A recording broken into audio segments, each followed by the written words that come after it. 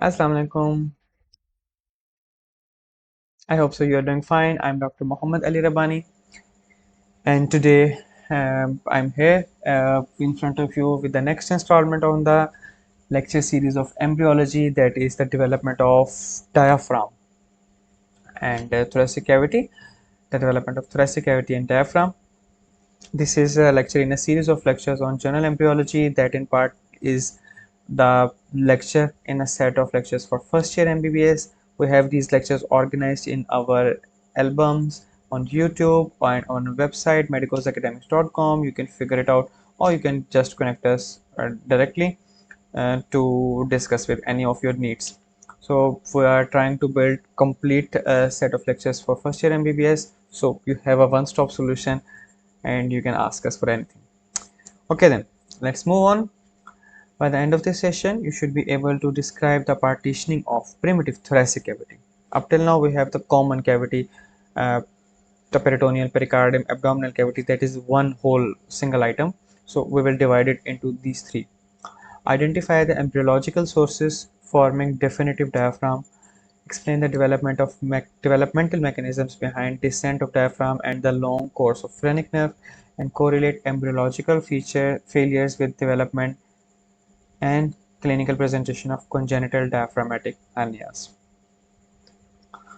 So let's start with that. Septum transversum.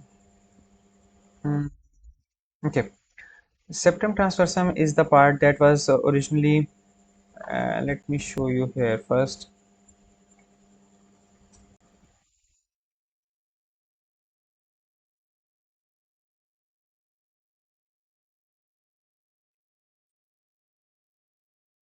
Let me show you this slide.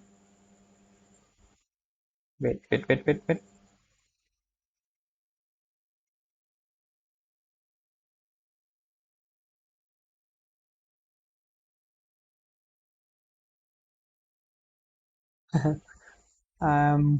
got a little caught up. Okay. Oh, yes, you can see it now. I think so. Yes. So this is the part. Let's talk about it now.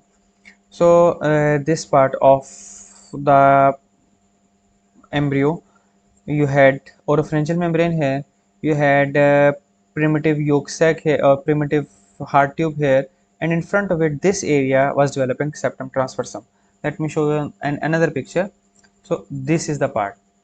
So you had oropharyngeal membrane here, primitive heart tube with pericardial cavity here, and septum transversum that is on the last part.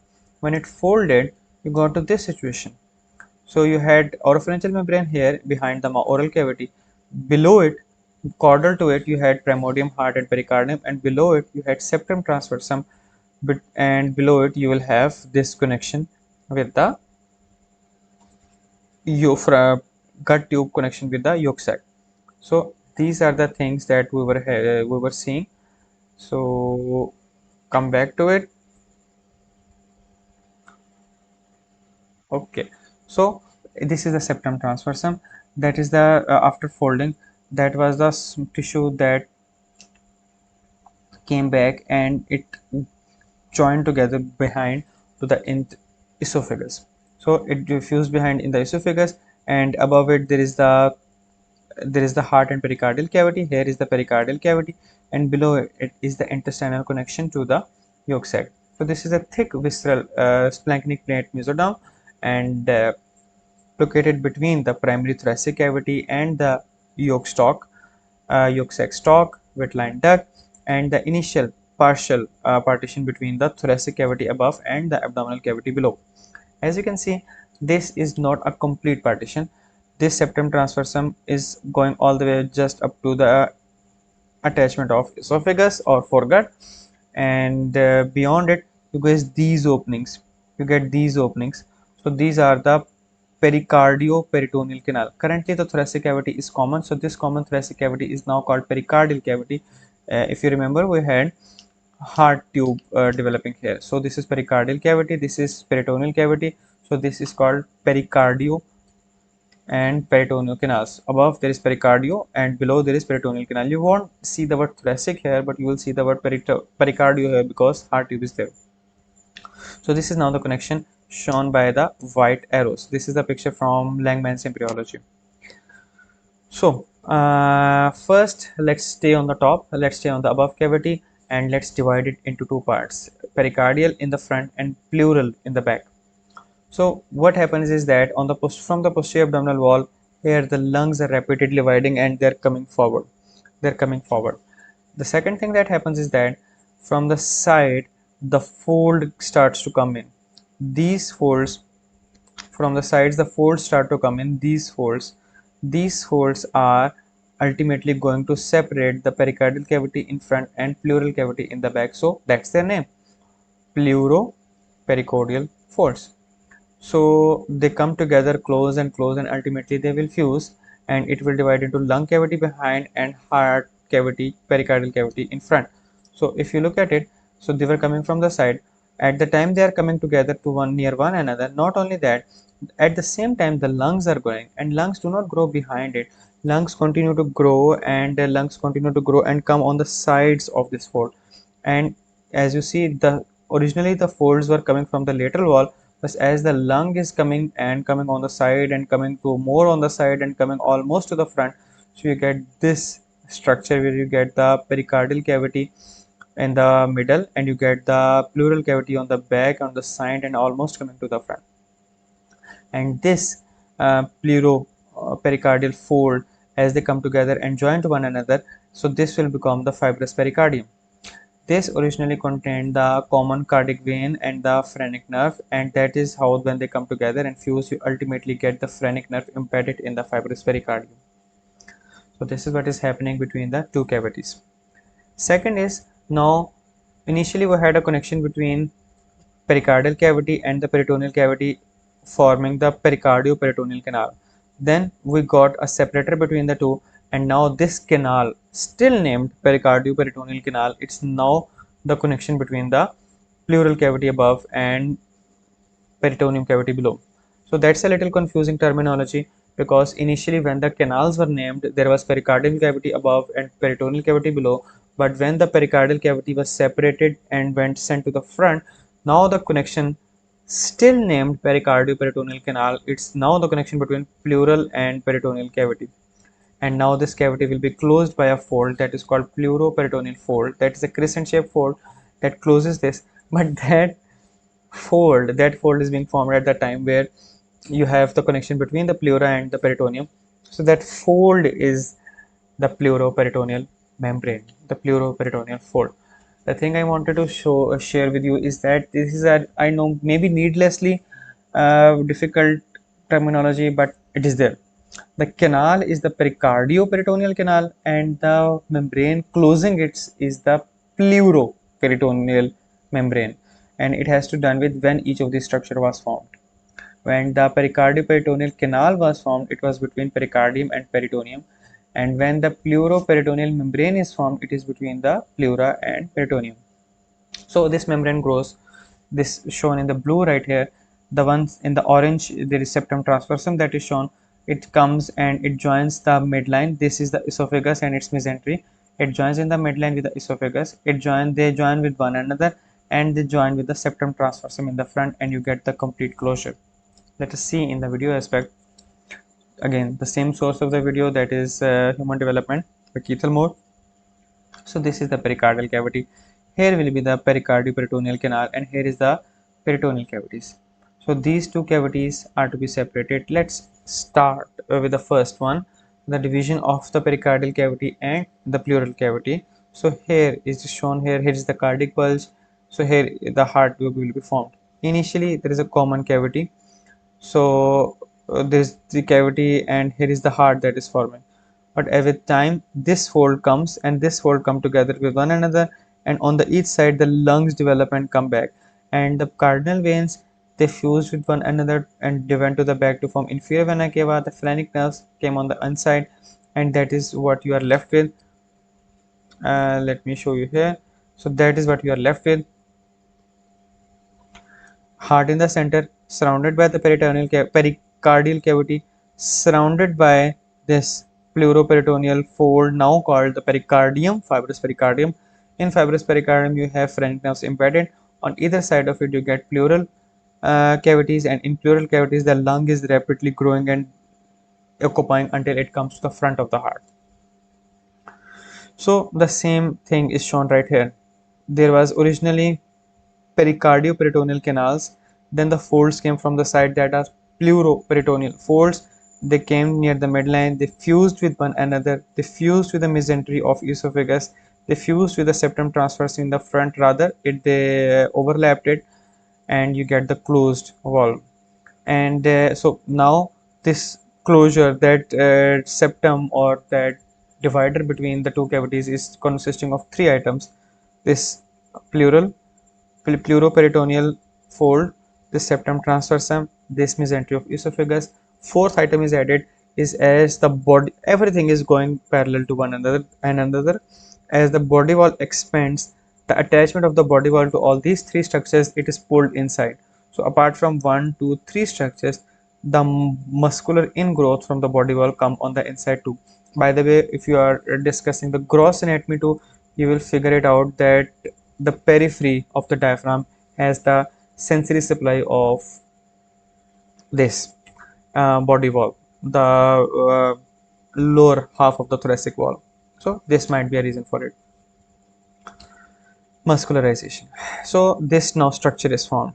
This division is formed with the crust or mesentery of the esophagus, this pleuroperitoneal membranes, septum transverse in the front, muscular ingrowth from outside. But the muscles that are actually going to contract the diaphragm, they are coming from separate origin.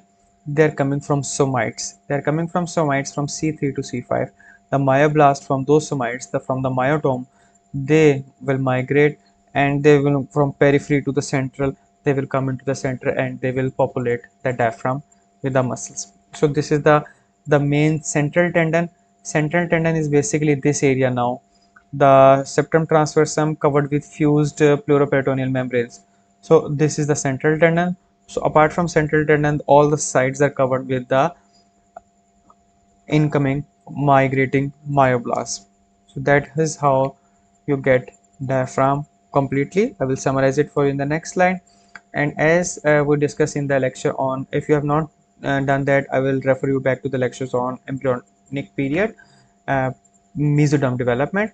We talked about paraxial mesoderm, we talked about somite formation, and we talked about any muscle that was derived from that somite, it maintains its nerve supply. So this was coming from somites that were going to form, this area is going to form C3 to C5 segments.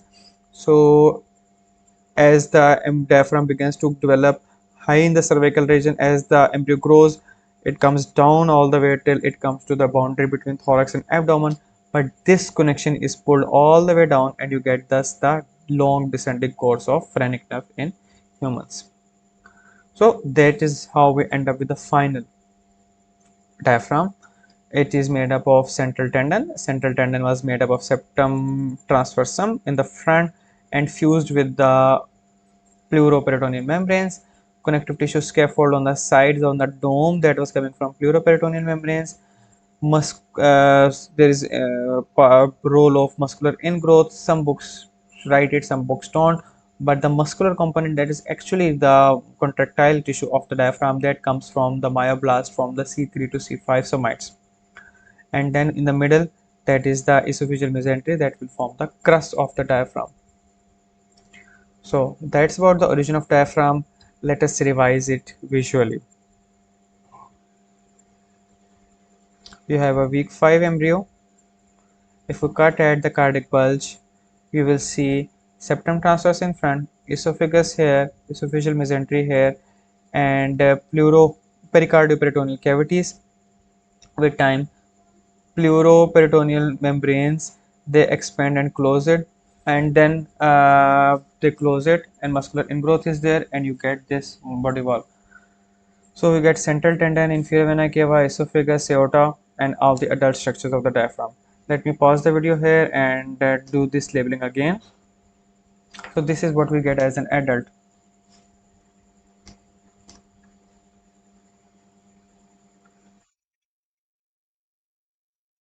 So where you had septum transversum, you have central tendon. Where you had pleuroperitoneal membrane, you get domes of the diaphragm. Where you had esophageal mesentery, you get crust of the diaphragm, and the migrating myoblast become a part of it, the whole structure. Let's go from here onwards.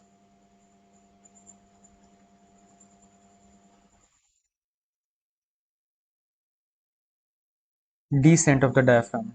The diaphragm was originally developed from the neck region where somite number C3 and C5 was there. The heart tube was on top of it, but as the embryo grows, this whole system shifts down and it reaches down to the thoracic, lower thoracic levels.